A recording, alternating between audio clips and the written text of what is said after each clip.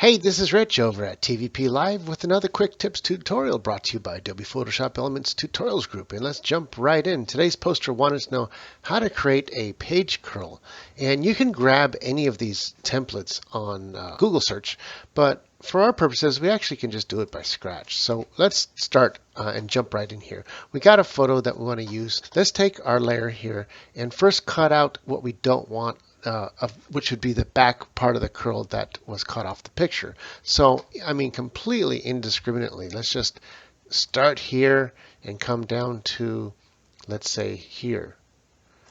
And then I'm going to double click here. So now we got ourselves a triangle there. And all we have to do is hit delete to get rid of the portion of the picture that's going to be turned, and then go to our new layer and fill that in with white. So we grab the paint bucket and fill that in. I'm going to hit deselect. Now let's go ahead and grab that new corner that we just made, and let's turn it around by going to Image, Rotate, 180 degrees.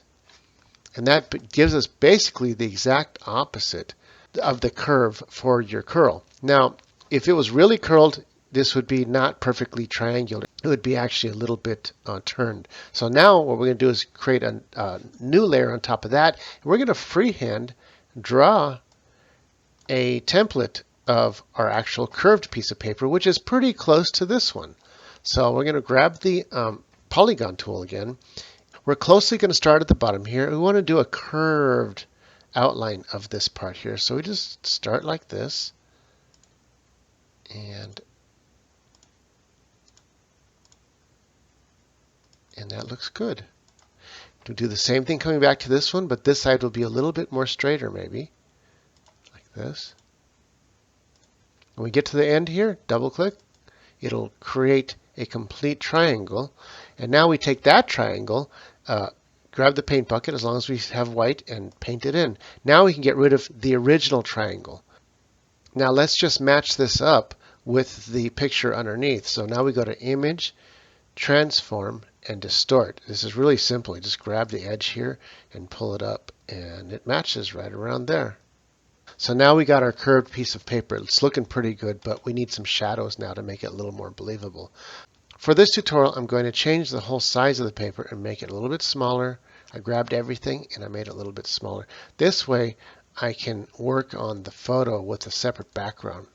I'm going to add a layer, put it to the very back, and fill it in with something a little bit different to differentiate between the background and the foreground. So there we have a different colored background. So now that we got the curvature of the paper, now we'd have to work with shadows. So all we do is create a layer in between our photo and our curved piece of paper. So we can hit the create layer, and then we're going to grab black and a brush, a nice big soft brush. So we go to the brushes. That looks a lot better.